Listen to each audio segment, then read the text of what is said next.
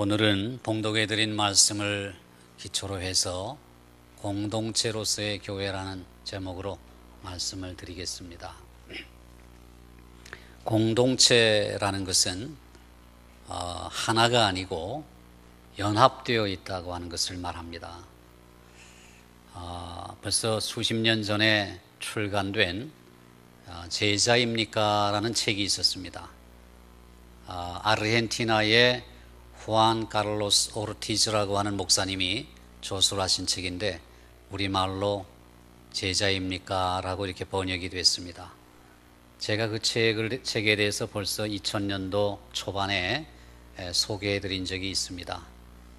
새삼 이제 그 얘기를 꺼내는 것은 그 책의 핵심적인 내용은 후안 카를로스 오르티즈 목사님이 아르헨티나의 수도인 부에노스아이레스의 어느 한 교회에 부임해서 한 200명 되는 교인이 한 600명으로 부흥을 하게 됐습니다. 그래서 그 목사님이 인기를 얻어서 이제 교회 부흥을 위한 원리, 어떻게 하면 교회를 부흥시키는가, 그런 제목으로 널리 알려진 이제 유명한 설교자가 되었습니다. 교회들마다 그분을 초청해서 설교를 듣고 말씀을 듣고 어떻게 하면 우리 교회도 200명이 600명으로 이렇게 세곱절이나 성장할 수 있을까, 이런 생각을 가지고 초청했던 게죠.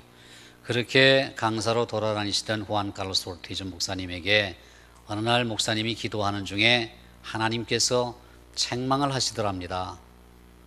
후안, 네가 지금 잘난 체하고 다니는데 200명이 600명이 되었다고 해서 교회가 부흥된 줄로 아느냐? 천만의 말씀이다. 흩어져 있는 벽돌을 여기저기 동네에서 주워 모아가지고 원래 200장이 있었는데 600장을 만든 것에 불과하다. 그것이 교회가 아니다. 교회는 교회 마당에다가 벽돌을 갖다가 수북히 쌓아서 여기저기 흩어져 있는 벽돌을 주워 모아가지고 우리 교회는 벽돌이 600장이다, 800장이다, 1000장이다, 그걸 자랑하는 것이 아니라 벽돌과 벽돌이 연결되어서 아름다운 집을 건축하는 것이 진짜 교회다, 이런 깨달음을 주셨다고 합니다. 교회는 집이죠. 신령한 집입니다. 하나님의 성령이 거하시고 하나님이 임재하시는 건축물입니다. 벽돌 더미가 아닌 것이죠. 우리가 건축을 하게 되면은 건축이 끝난 뒤에 남는 벽돌들이 있습니다. 남는 기와들도 있고 많은 건축 자재들이 또 남아 있습니다. 그런 것들은 결코 교회 건물의 일부가 되지는 못하는 것이죠. 교회 가운데도 혹시 그런 사람들이 있는가, 우리는 잘 살펴보아야 합니다. 오늘도 네 분이나 새로 오셨잖아요. 새로 오신 분들은 참 귀한 분들입니다.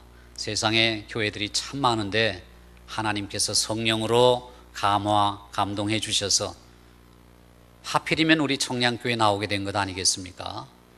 그렇다면 우리 청량교회가 좋은 교회여야 되는 거죠. 저분들을 위해서라도. 그리고 좋은 교회의 모습을 보여줘야 할 것입니다. 좋은 교회라는 것은 공동체예요. 한 사람이 아프면 함께 아파하는 거죠. 한 사람이 슬퍼하면 같이 슬퍼하는 것이고, 한 사람이 기뻐하면 같이 기뻐하는 것이고, 희로애락을 함께 나눌 수 있는 공동체가 바로 교회입니다. 벽돌이 한 장이 그저 건물 바깥에 이렇게 떨어져 있도록 내버려 두지 않고 그 잉여 벽돌을 어떻게든지 찾아다가 건물의 어느 한 모퉁이에 그것이 건물을 떠받칠 수 있도록, 건물에 요긴하게 쓰임받을 수 있도록 사용해 주는 것, 그것이 바로 교회의 아름다운 모습이 아니겠습니까? 이러기 위해서, 이런 공동체가 되기 위해서는 우리가 사랑해야 되는 것입니다. 교회가 사랑의 공동체죠. 어쩌면 저렇게 저들은 사랑하는가, 그것이 교회의 표지여야 됩니다. 사람들은 교회를 통해서 천국을 보게 되는 거고, 교인들을 통해서 예수님을 보게 되는 것입니다. 이번에 이제 대만을 3박 4일 여행하면서 그 가이드에게 참 정말 이상한 하면서도 우스꽝스러운데 웃지 못할 이야기를 들었습니다. 그러면서 가이드의 삶이 얼마나 애환이 많은가 그런 생각을 하게 됐어요.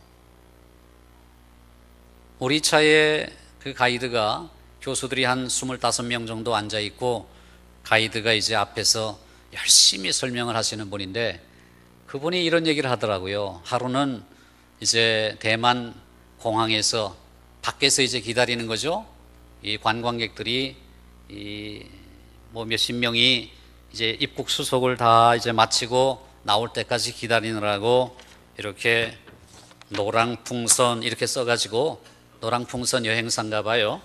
이렇게 해가지고 기다리고 있었답니다. 이렇게 기다리고 언제 나오나 이렇게 기다리고 있는데 일단의 무리들이 쭉 나오는데 자기가 이제 기다리던 그 팀이라는 거예요.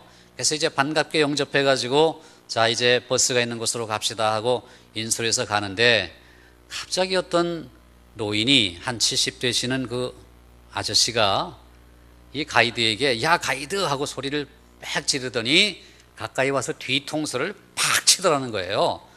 그래서 깜짝 놀래가지고 초면에 이분이 왜 나를 이렇게 때리는가 하고는 놀라서 이렇게 돌아보니까 야 임마 너 노랑풍선이면 노랑풍선을 들고 있어야지 왜 노랑풍선을 안 들고 있어? 그러면서 야단을 치더라는 거예요. 아니 제가 여기 노랑풍선이라고 써서 이렇게 들고 있었지 않습니까? 그랬더니 노랑풍선이면 노랑풍선을 들고 있어야지 왜 이렇게 종이를 들고 있느냐고 그렇게 야단을 치더라는 거예요. 그러면서 그 가이드가 하도 어이가 없어가지고 초면에 그냥 뒤통수 얻어맞았죠. 기분이 나쁘죠. 그래가지고 하루 종일 기분이 안 좋았다는 거예요. 어떻게 사람을 이렇게 초면에 사람을 때릴 수가 있는가. 한 번은 또 다른 팀을 맞았는데 이제 버스에 다 태워가지고 출발하기 전에 꼭 인사를 하면서 제가 가이드를 맡은 아무개입니다 라고 자기소개를 하니까 저 뒤에 앉아있는 아주머니 한 분이 가이드에게 소리를 지르면서 야 가이드 하고 소리를 지르더래요. 그래서 또 쳐다보니까 야 임마 너 왜 이렇게 재수없게 생겼어? 그렇게 이제 야단을 치더라는 거예요. 그래서 참 이상하다. 저분이 왜 나한테 저렇게 처음 초면에 이렇게 욕을 하나? 여러분에게 누가 재수없게 생겼다 그러면 기분 좋습니까? 기분 진짜 더럽게 나쁘죠. 정말 그날 기분이 너무 안 좋았다는 거예요. 하루 종일 기분이 안 좋았던 거예요. 초면에 재수없게 생겼다고 하니까. 그래서 그날 밤에 이제 숙소에다 다 배정을 해놓고 허허로이 돌아서는데 그 아주머니의 친구가 가까이 다가오더니 가이드님 오늘 하루 속상했죠. 너무 기분 나빠하지 마세요. 저 아주머니가 왜 그런지 아세요? 글쎄 저는 잘 모르겠어요. 왜 저한테 그랬죠? 그러니까 요 며칠 전에 저 남편이 바람을 펴가지고 기분이 몹시 나쁜데 하필이면 가이드님이 그 남편을 닮았다고. 그래서 남편을 닮아가지고 이 재수없게 생겼다고 그렇게 욕한 것이니까 너무 속상해하지 말라고. 여러분 제가 왜 이런 얘기를 합니까? 공동체를 이룬다고 하는 것은 내 입장만 얘기해가지고는 싸움이 나고 분란이 나는 거죠. 내 생각만 해가지고 되겠습니까? 상대방의 입장을 고려해보고 상대방을 존중해 주어야 그게 아름다운 공동체가 되는 거죠. 요즘 전도하기가 쉽지 않죠. 전도를 하면 뭐라고 합니까? 교회나 똑바로 해. 또 우리가 전도를 하면 너나 잘 믿어. 이런 얘기 많이 듣지 않습니까? 그럼 우리는 어떻게 대답합니까? 할 말이 없어요. 할 말이 없으면 어떻게 해요? 예, 죄송합니다. 교회를 보지 마시고 예수님 믿으세요. 예수님만 바라보세요. 예, 죄송합니다. 저를 바라보지 마시고 저와 같은 사람 바라보지 마시고 예수님만 바라보세요. 이렇게 말하잖아요. 근데 사실 이런 대답이 교회 역사상 얼마나 부끄럽고 슬픈 일 중에 하나인지 몰라요. 보세요. 예수 믿는 사람들의 모임인 교회와 예수님이 따로따로 논다는 얘기 아니겠어요? 이거 보지 말고 여기 보세요.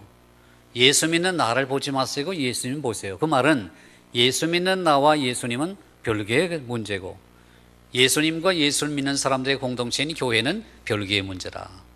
그게 얼마나 슬픈 얘기예요. 사도 바울은 뭐라고 우리에게 얘기해요? 고린도 교회의 고린도전서 11장 1절을 보면 내가 그리스도를 본받는 자 된 것처럼 너희는 나를 본받는 자가 되라 그렇게 말씀하지, 사도 바울이 나를 바라보지 마시고 예수님 바라보세요 그렇게 말하지 않았단 말이에요. 초대교회 성도들은 그 삶이 그리스도인이었어요. 예수 믿는 사람. 그래서 예수 믿는 그 모습을 보고 안디옥 교회 성도들은 그리스도인이라는 칭호를 받았다고 했습니다. 저 사람이야말로 예수 믿는 사람이고 그리스도의 사람이구나, 그런 칭호를 받은 거죠. 사도 바울 자신도 내가 그리스도를 본받는 자 된 것처럼 여러분은 나를 본받는 자가 되십시오 라고 말했단 말이죠. 예수님처럼이라는 우리의 표가 우리 교회가 예수님처럼 돼야 되겠고, 우리 한 사람 한 사람이 예수님처럼 돼야 되겠죠. 그러면서 날 보지 마시고 우리 교회를 보지 마시고 예수님 바라보세요 이렇게 말하는 게 얼마나 부끄러운 일이냐는 거죠. 우리의 믿음의 대상이신 예수님과 우리의 믿음은 별개의 것이 아닌 것이죠. 예수 믿는 사람이 예수님의 형상을 드러내야 되는 것이고, 예수 믿는 사람들의 모임인 교회가 천국의 모형이 되어야 되는 것입니다. 특별히 우리의 가정도 마찬가지입니다. 우리의 가정이 아름다워야 돼요. 우리의 가정에서 향기가 나야 됩니다. 정말 사랑스러워야 돼요. 부부간에 어쩌면 저렇게 사랑하는가, 부모 자녀 간에 어쩌면 저렇게 효를 다하고 자녀를 저렇게 끔찍이 사랑하는가, 형제 간에 어쩌면 저렇게 우애하는가. 우리 김광재 성도님께서 부친을 여의셨는데요, 어제 이제 입관 예배를 하러 가니까 입관을 2시에 한다고 해서 저희들이 3시에 맞춰서 갔습니다. 3시 좀 전에 도착해서 입관이 언제 끝나나 기다렸어요. 그런데 입관 시간이 너무너무 오래 걸리는 거예요. 3시 반이 돼도 안 나오고 4시 가까이 돼도 안 나와요. 그런데 이제 김광재 성도님이 5남매 중에, 돌아가신 아버님의 5남매 중에 장녀가 있고 그 다음에 장자예요. 장남이에요. 김광재 성도님이 주도권이 있는 거죠. 어떻게 합시다 저렇게 합시다라고 하는. 근데 아버님께서 믿고 돌아가셨어요. 집사님이세요. 그래서 이 장남은 아버님의 유혼을 받들어서 예수를 믿기로 작정하고 이 예식을 기독교식으로 하고 싶은 거예요. 그런데 분위기를 보아하니까 동생들이 반대를 하는 거죠. 입관식이 끝났는데도 나오질 않아요.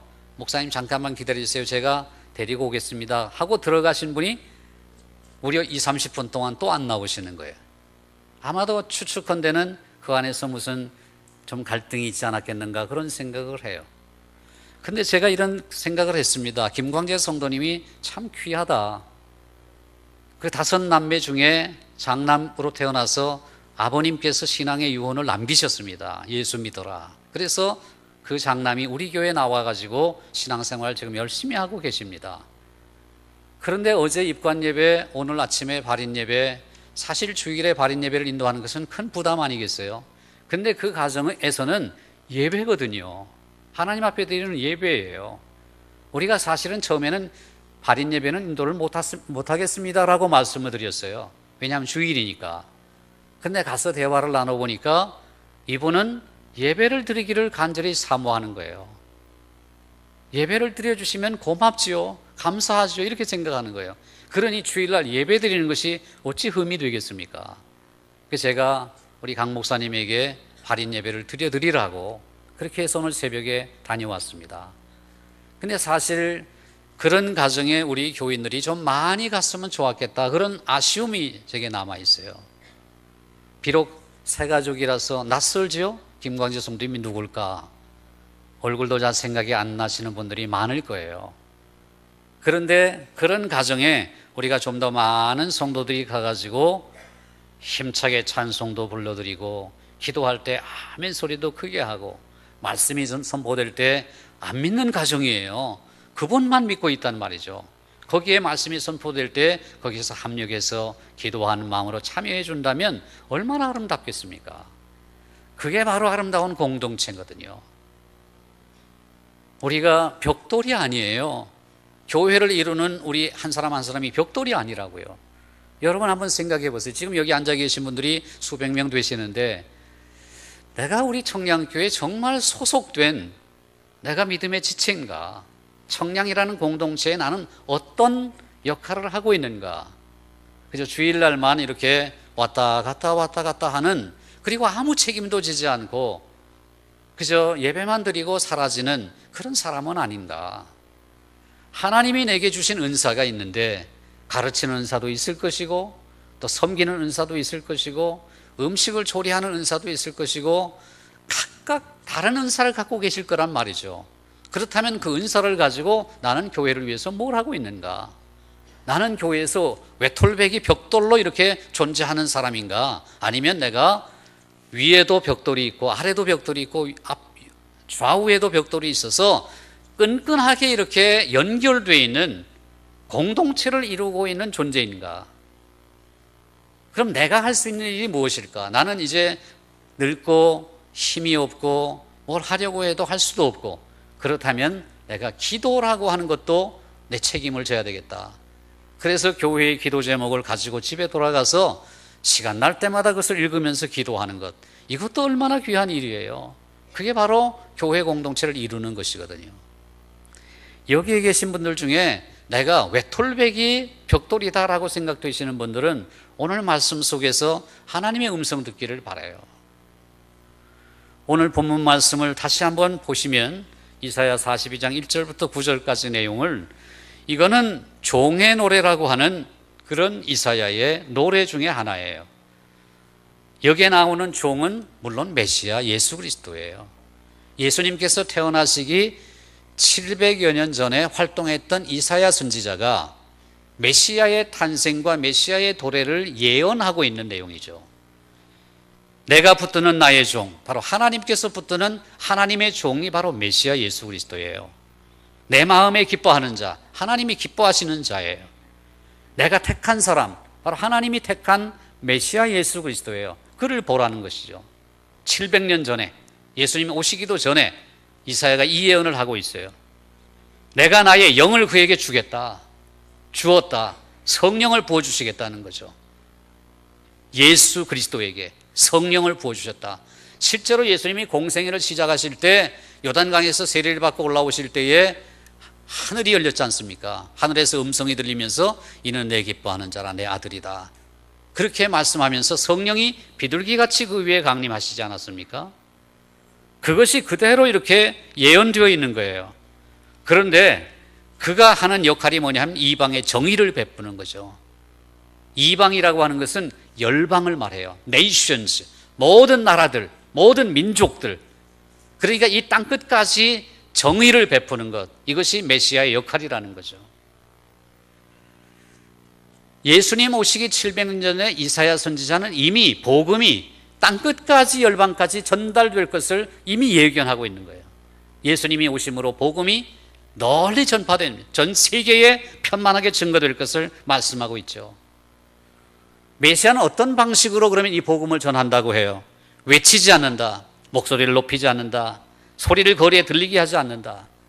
조용한 방법으로, 폭력적인 방법이 아니라 섬기고 겸손하고 그리고 평화적인 방법으로 이 복음을 전한다는 거예요. 그 모습이 바로 십자가를 지신 거 아니에요? 예수님께서. 예수님은 상한 갈대를 꺾지 않으신다. 그리고 꺼져가는 등불을 끄지 아니하신다. 우리는 상한 갈대 쓸모없잖아요. 그냥 꺾어버리고 뽑아버려가지고 버리잖아요. 꺼져가는 등불이라는 것은 심지가 다 닳아가지고 더 이상 쓸모없는 등불이에요. 그러면은 팍 닫아가지고 꺼버리죠. 심지가 다 닳았는데 어떻게 써먹을 수 있겠어요? 그런데 메시아가 이 땅 가운데 하나님의 나라를 이루는 방식은 결코 그렇지 않다는 거예요.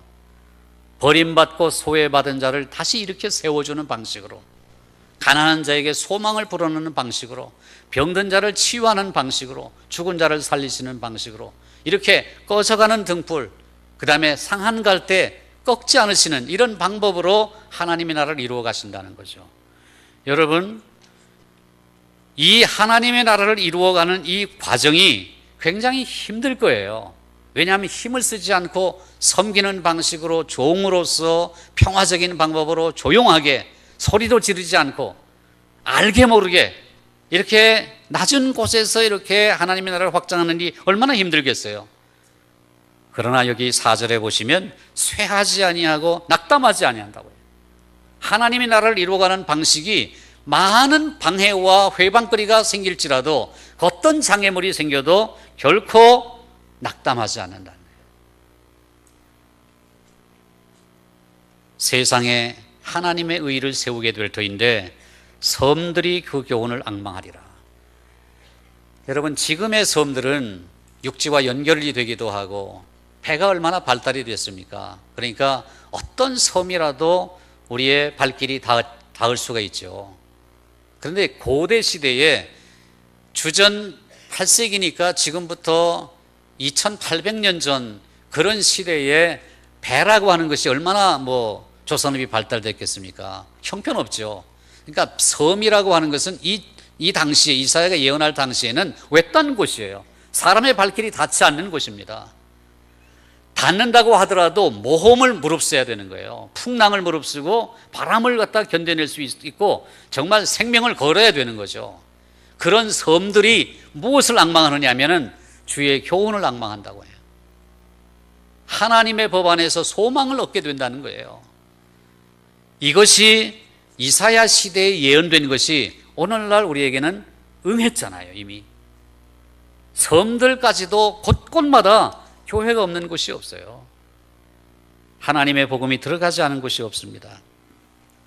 이 메시아의 사명이 무엇이냐면 7절에 보면 눈먼 자들의 눈을 밝히고 갇힌 자를 감옥에서 이끌어내며 흑암에 앉은 자를 감방에서 나오게 한다.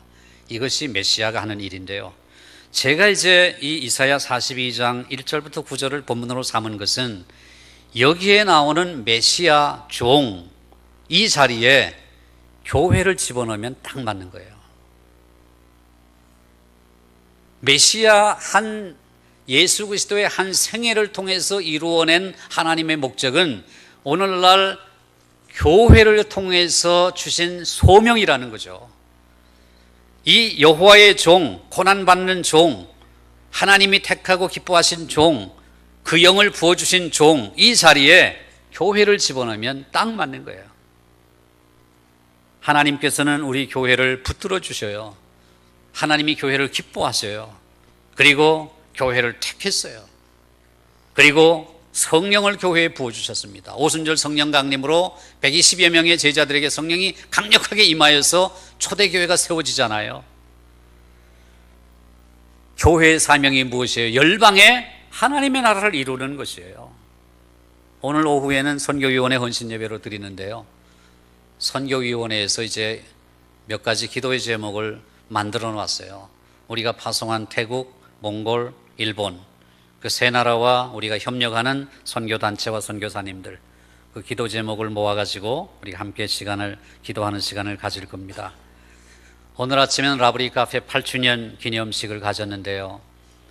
8년 동안 라브리 카페에서는 몽골에 매달 50만 원씩, 그리고 작년부터는 태국에 매달 50만 원씩 그 수익금 전액을 몽골 땅에 보냈고, 또 지금 작년부터는 태국 땅에 보내고 있어요. 그분들의 헌신이 몽골의 교회를 세우고, 그분들의 헌신이 태국의 교회를 세워나가는 거예요. 하나님 나라를 확장해 가는 거죠. 그리고 몽골 땅의 헌신자 12가정과 태국의 헌신자 12가정들이 함께 합력해서 하나님의 나라를 이루어가는 것입니다. 이게 바로 우리 교회에 주신 사명이에요. 여러 가지 어려운 일이 있겠죠. 방해가 있을 것입니다. 힘든 일이 있을 것이에요. 그러나 쇠하지 아니하고 낙담하지 아니하고 이 세상에 하나님의 나라의 의를 세우는 일에 우리가 부름받았다는 사실이죠. 근데 우리를 홀로 두지 아니하시고 하나님께서 손을 잡아서 보호하신다고 말해. 우리의 손을 잡아서 보호하시고 인도해 주신다는 거예요. 우리가 해야 할 일은 이방의 빛이 되는 일입니다. 여러분은 선교에 얼마나 헌신하고 있으세요? 우리 청량교회가 하는 선교에 얼마나 헌신하고 있으세요? 아마 라브리 카페 위원들과 12가정의 성도들은, 그리고 선교에 헌신하시는 많은 분들은 천국에 가서 놀라운 일을 경험하게 될 거예요. 전혀 보지도 못하고 듣지도 못한 사람이 우리 앞에 털썩 무릎을 꿇고 너무 고맙다고, 너무 고맙다고, 당신 때문에 내가 여기 있게 되었다고. 아니, 저 때문이라요? 제가 뭘 했는데요? 아무것도 한 일이 없는데요? 아니에요. 그때 라브리 카페에서 섬겼잖아요. 12가정으로 헌신해 주셨잖아요. 그것이 바로 오늘날 제가 이 천국에 오게 되는 큰 힘이 되었답니다. 이렇게 사례하겠죠. 여러분, 이것을 우리가 꿈꾸고 살아야 되는 거죠. 하나님이 우리 교회에 주신 사명이에요. 제가 신학교에서 교회론을 강의해요. 학기마다 계속 같은 강의를 계속합니다. 처음 이렇게 학생들을 만나면 대략 한 30명, 40명 이렇게 가까이 됩니다. 그럼 학생들에게 제가 이렇게 얘기하죠. 제가 이 수업을 통해서, 한 학기 수업을 통해서 한 가지 목표가 있다. 그 목표가 뭐냐 하면, 지금 여러분 중에는 아마도 제가 짐작컨대, 제가 지교회 한 목사로서 짐작하건대, 내가 지금 교회가 마음에 들지 않아서 떠나고 싶다. 우리 교회가 좀 문제가 있어. 목사님 설교도 귀에 들어오지 않고, 또 무슨 교회가 너무 독재야. 그리고 교회가 덕이 안 되는 일이 많아. 이 마음에 상처를 입어가지고 교회를 막 옮기고 싶어 하는 사람들이 분명히 있습니다. 좀 좋은 교회는 없을까? 더 나은 교회로 옮겨야지. 이런 갈등을 겪고 있는 사람이 한둘이 아니에요. 그래서 제가 그분들에게 그렇게 얘기합니다. 내가 짐작이지만 여러분 중에도 교회를 옮기고 싶은 사람이 있을지도 모르겠다. 근데 내가 이 수업을 통해서 여러분에게 한 가지 기대하는 것이 있다면 무엇이냐 하면, 이 수업을 들은 이후에 여러분의 생각이 바뀌는 것인데, 무엇이냐 하면, 내가 지금 섬기고 있는 교회를 더 잘 섬겨야 되겠다. 내가 그동안 교회를 사랑하지 못했구나. 교회를 좀 더 사랑해야지. 이런 마음을 갖게 하는 것이 내 수업의 첫 번째 목표다. 그렇게 말합니다. 그리고 기말이 되면은 평가를 하는데, 제 평가의 방식은 독특해요. 나의 교회에 자랑할 점이 무엇인가? 글 쓰라고 합니다. 내 교회에 자랑할 점이 무엇인가? 여러분, 내 교회의 문제점이 무엇인가? 쓸 일 많아요. 쓸 거 많아요. 내 교회의 문제가 뭔가? 내 교회가 뭐가 잘못됐는가? 쓸 것이 많아요. 근데 그렇게 쓰잖아요. 덕되는 것이 하나도 없어요. 덕되는 것이 하나도 없어요. 교회를 비방하고, 교회를 원망하고, 교회를 욕하고, 교회가 잘못됐다고 손가락질하고, 이런 일밖에 남지 않는 거예요. 근데 제가 평가 방식이 내 교회에 자랑할 점을 쓰라고 하면, 제가 레포트를 읽으면서 항상 미소 지어요. 좋은 일이 얼마나 많은지. 목사님, 이 레포트를 쓰면서 저는 우리 교회를 정말 비방하고 원망하고 그렇게 했었지만, 찾아보니까 정말 우리 교회도 이렇게 자랑할 점이 있네요. 그러면서 좋은 점들을 쓰니까 마음이 환해지는 거예요. 레포트를 채점하는 제 마음도 얼마나 기쁜지 몰라요. 아, 이 성도들이, 이 신학생들이 교회를 이제 자랑하게 되었고, 교회를 칭찬하게 되었고, 자기가 교회를 그동안 섬기지 못했음을 회개하고 뉘우치게 되었으니 얼마나 좋은 거예요. 여러분, 교회라고 하는 것을 사랑해야 돼요. 우리가 교회를 진짜 사랑해야 돼요. 어떤 사람은 오늘날 교회가 많이 부패하고 타락했어요. 그렇죠? 정말 가슴 아픈 일이에요. 목회자들도 타락해요. 그리고 교회도 부패해요. 그런 잘못된 모습을 보고 교회에는 희망이 없다, 무교회주의로 가는 거예요. 교회를 부인해요. 기성교회를 다 배교한 교회라고 취급하고 또 다른 새로운 공동체를 만들어야 되겠다. 여러분, 그것은 결코 하나님이 기뻐하시는 일이 아니에요. 교회가 아무리 꺼져가고 교회가 아무리 꺾여져 있고 하더라도요, 상한 갈대를 꺾지 않으시는 거예요. 하나님은 꺼져가는 등불을 끄기를 원치 않으시는 거예요. 하나님이 원하시는 것은 무엇이냐면 교회를 없애버리는 것이 아니라 교회를 새롭게 하는 거예요. 교회를 새롭게 하는 거예요. 교회를 세우는 거예요. 교회 외에 대안이 없어요. 저는 기독교 역사를 공부한 사람이고 신학을 전공한 사람 아니에요. 교회 역사를 공부하다 보면은 교회가 옳지 않다고 해서 또 다른 공동체를 만들잖아요. 그 공동체가 또 타락해요. 또 타락합니다. 그래서 그들이 뭐라고 고백하느냐 하면, 우리가 새로운 공동체를 만들어 보았더니 이 공동체의 문제는 우리가 있던 교회의 문제의 축소판이었다고 고백해요. 인간이 모인 곳이 완벽할 수가 없죠. 여러분, 좋은 교회를 찾아가 보세요. 아마 한두 달, 서너 달 정도는 쌈박하고 좋을 거예요. 프로그램도 많지요. 훈련 프로그램도 많고 좋은 교회일 것 같아요. 그러나 1년, 2년 다녀보세요. 똑같아요. 똑같아요. 좋은 교회는 존재하는 것이 아니라 만들어져 가는 거예요. 좋은 교회는 존재하는 것이 아니라 만들어 가는 거예요. 누가요? 내가요. 누가요? 교회를 사랑하는 사람들이요. 교회를 사랑하는 사람들이. 하나님은 그것을 우리에게 요구하시는 거예요. 상한 갈 때 꺾는 거 아니에요. 꺼져가는 심지 끄지 않는 거예요. 되살리는 거죠. 하나님은 교회 내의 개혁을 원하시고 교회 내의 갱신을 원하셔요. 그리고 저와 여러분에게 뭐라고 말씀하시냐면, 너 교회를 사랑하냐? 너 교회를 진짜 사랑하냐? 그렇다면 내가 준 은사를 왜 활용하지 않느냐? 너는 한 달란트 땅에 묻어둔 자가 되려느냐? 내가 준 달란트가 있지 않느냐? 가르치는 은사도 있고, 찬양하는 은사도 있고, 섬기는 은사도 있고, 하다못해 아무것도 못하면 기도하는 그런 것도 있을 수 있는데 왜 아무것도 하지 않느냐? 너는 외딴 벽돌 한 장으로 남기를 원하느냐? 끈끈하게 맺어져야 되지 않느냐? 이것을 하나님께서 원하시는 거예요. 예수님께서 성전을 청결하게 하실 때에 성전에서 장사하는 사람들, 그 사람들을 미워하셨다기보다는 자세하게 그 구절들을 검토해 보면은 성전 안에 침투한 세속적인 경제 원리를 예수님께서는 분노하셨던 거예요. 그리고 거기에 진노하신 거예요. 사람들에게 진노하시고 분노하셨다기보다는 성전 안에 침투한 세속적인 경제 원리, 거룩한 것을 이용해서 돈을 벌려는 심지, 그런 생각들, 거룩한 것을 빌미로 해가지고 자기의 일속을 챙기는 그런 잘못된 경제 원리, 이런 것들을 갖다가 예수님께서 나무라신 것이죠. 그렇다고 해서 예수님께서 예루살렘 성전을 파괴시키고 없애버리셨습니까? 예수님께서 하신 일은 성전을 깨끗하게 하신 일이에요. 성전을 부인하는 것이 아니라, 성전을 없애버리는 것이 아니라 성전을 깨끗하게 하시는 일이에요. 부패하고 타락한 예루살렘 성전을 예수님께서 부인하지 않으셨어요. 거부하지 않으셨어요. 그것을 깨끗하게 하는 것이 예수님께서 원하셨던 것이죠. 사랑하는 성도 여러분, 바라기는 우리 청량교회가 좋은 공동체 되기를 바라요. 오늘 새로 오신 분들 4분이 계신데 여러분들 많이 사랑해 주셔요.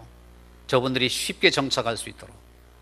그리고 앞서 말씀드린 대로 내 기분 나쁘다고 상대에게 상처 주는 말 하지 말고 상대방 입장을 고려해 주는 거죠. 내가 이 말을 하면 상대방이 어떻게 생각할까? 신발을 바꾸어 신어보는 거예요. 상대방 입장에서 보는 거죠. 좋은 공동체는 다름 아닌 사랑의 공동체입니다. 사랑하셔야 돼요. 우리 옆에 분들하고 한번 고백해 봅시다. 우리 서로 사랑합시다. 우리 서로 사랑합시다. 그거예요. 사랑하는 공동체, 서로 사랑하는 공동체. 이것이 바로 하나님께서 기뻐하시는 거룩한 교회입니다.